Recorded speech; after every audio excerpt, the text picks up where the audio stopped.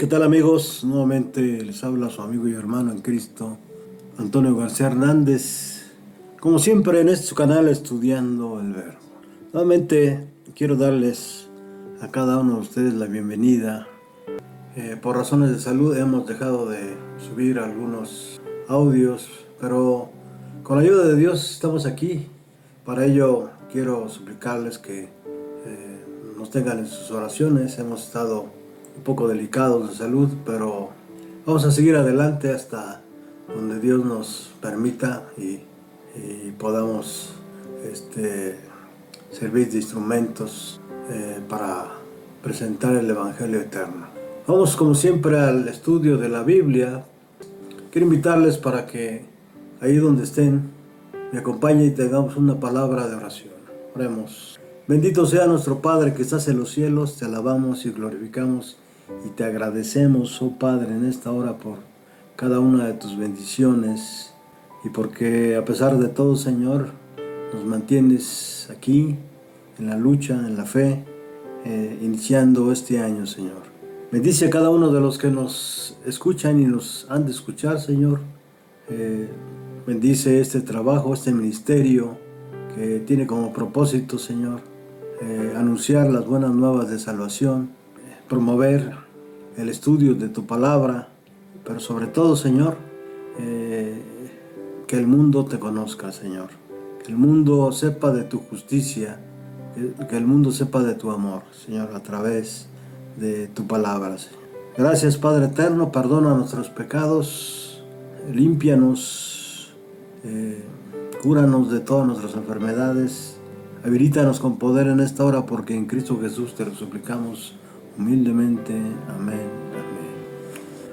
Dios es amor, así lo afirma 1 de Juan 4, 8, 16. Toda la Biblia da testimonio de esta verdad. La fe cristiana se fundamenta en el carácter amoroso de Dios. El amor está en el centro del carácter de Dios, en el centro de todo lo que creemos y que debería estar en el centro de todo lo que hacemos. En consecuencia, la forma en que entendemos el amor influye en la totalidad de nuestra fe y práctica. Por ejemplo, si creemos que el amor de Dios debe ganarse o merecerse, podríamos pensar que Dios no nos ama porque somos pecadores e indignos. Del mismo modo, en nuestras relaciones con los demás, podríamos erróneamente esperar que otros deban ganarse nuestro amor. Esto sería una verdadera receta para el desastre. En ese sentido y en muchos otros, nuestra comprensión del amor de Dios tiene enormes implicaciones para nuestra fe y nuestra vida práctica. Pero, ¿qué es el amor? Si pedimos a 10 personas que lo definan, obtendremos 10 respuestas diferentes. Incluso entre los cristianos hay muchos mitos malentendidos en torno al amor de Dios. La neurociencia indica que el ser humano tiene neuronas exclusivas para la risa.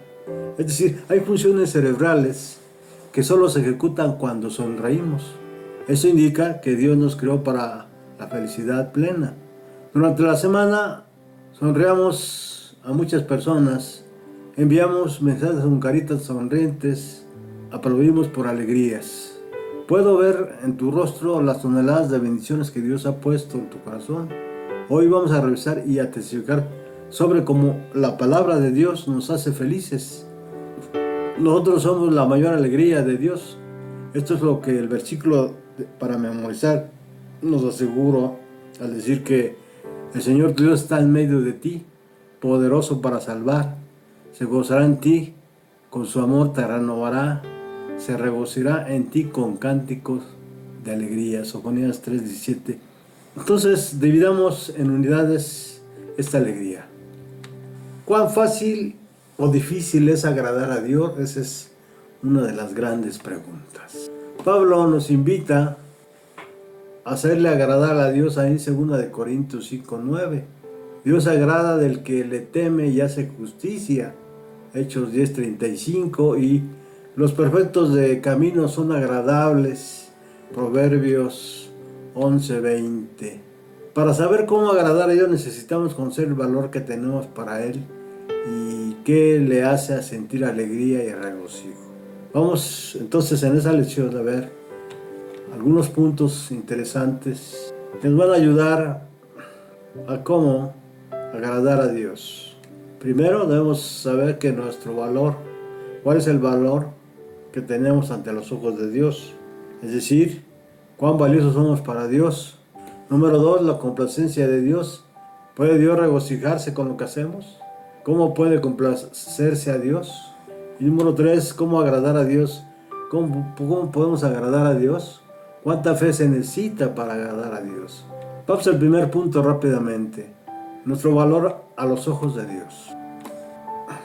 Para ello quiero invitarles, como siempre, a que tomen sus Biblias, la palabra de Dios, en el Evangelio de Lucas capítulo 15, versículo 32. Lucas 15, 32. ¿Qué dice la palabra de Dios? Mas era necesario hacer fiesta y regocijarnos porque tu hermano era muerto y ha revivido, se había perdido y es hallado. ¿De qué está hablando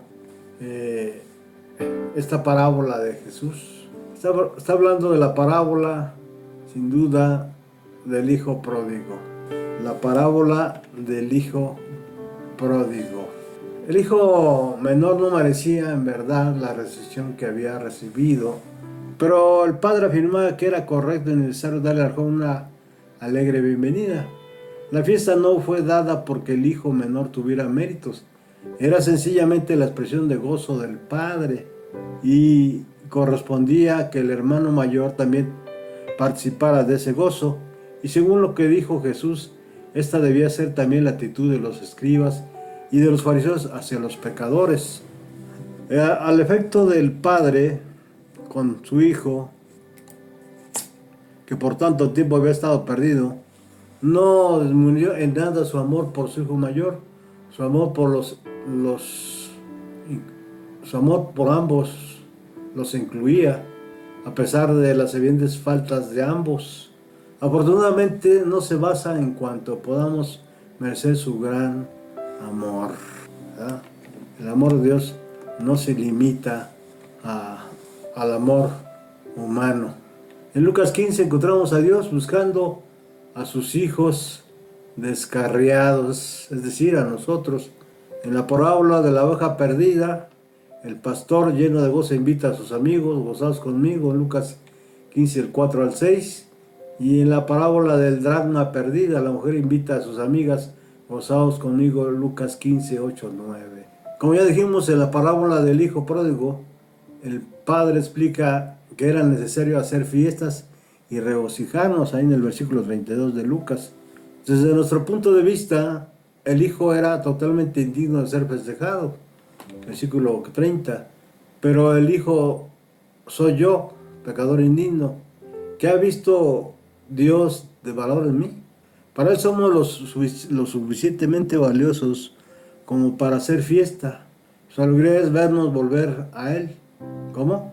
Su alegría es vernos volver a él. Este es un llamado, sin duda, ¿verdad?, a que volvamos a Dios. En este punto, es necesario que entendamos que no se trata solamente de una historia, sino se trata de nosotros, se trata de que Dios nos está llamando a que volvamos a Él. Nuestro pasado no importa, ni siquiera espera hasta que lleguemos a Él. Él corre a darnos la bienvenida a casa. Complacencia de Dios. ¿Puede Dios regocijarse con lo que hacemos? Nuevamente les invito para que tomen sus Biblias. Vayamos al libro del profeta Sofonías, capítulo 3, versículo 17. ¿Qué dice la palabra de Dios? Jehová está en medio de ti. Nosotros no lo vemos, ¿verdad? Nuestros ojos están vedados, pero Cristo está en medio de nosotros y es poderoso, y Él nos salva de todos los peligros. Se gozará sobre ti con alegría, callará de amor, se regocijará sobre ti con cánticos.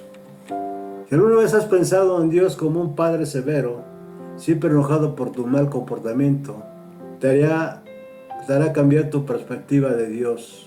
Cuando leas esta cita que está en Sofonías 3:17, en este texto se encuentran casi todas las formas en las que se puede decir en hebreo estoy contento. Dios siente un gozo inmensamente cuando permitimos que nos salve, cuando dejamos que habite con nosotros, es decir, en medio de ti.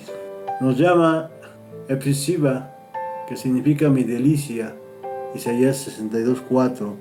Se regocija con nosotros como lo hace un esposo con su esposa, porque nos ama, dice el apóstol Pablo, ahí en Efesios 5, 25 al 27 y 31 y 32. Cuando somos reconciliados con Dios, entramos en una relación de amor con Él y tenemos asegurada su presencia en nosotros. Es decir, si tenemos una relación con Cristo, tenemos asegurada su presencia en nosotros o con nosotros. ¿Cómo complacer a Dios?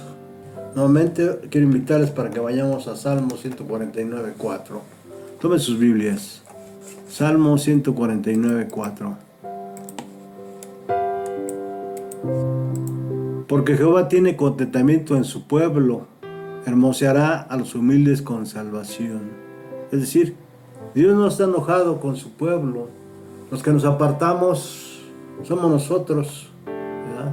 Jehová tiene contentamiento con su pueblo, dice la palabra de Dios.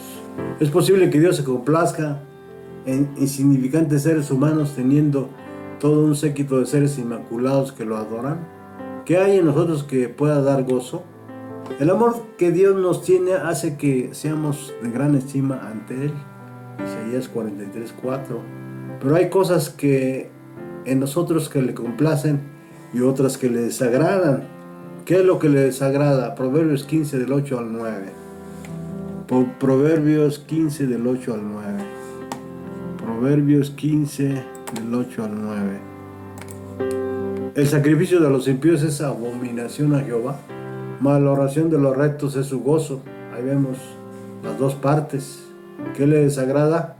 Los sacrificios de los impíos, es decir, la hipocresía. Pero mas la oración de los rectos es su gozo. Abominación es a Jehová el camino del impío, mas él ama el que sigue justicia. La reconvención es molesta al que deja el camino, y el que aborrece la corrección morirá. El Seol y el Abadón están delante de Jehová, cuánto más los corazones de los hombres. El escarneador no ama al que le reprende, ni se junta con los sabios. El corazón del alegre hermosea su rostro, mas el dolor del corazón, el espíritu se abate. Bueno, ya vimos que le desagrada el sacrificio de los impíos, el camino del impío, él le complace la oración de los rectos, el que sigue justicia, el dador alegre. El hecho de que Dios ama a los justos, Salmo 148, no implica que odie a los impíos, pero no puede agradarse en ellos como se agrada de los justos. Dios se deleita en aquellos que responden a su amor. Agradar a Dios. ¿Cómo podemos agradar usted y yo a Dios? Vamos a la primera epístola del apóstol Pedro 2:5.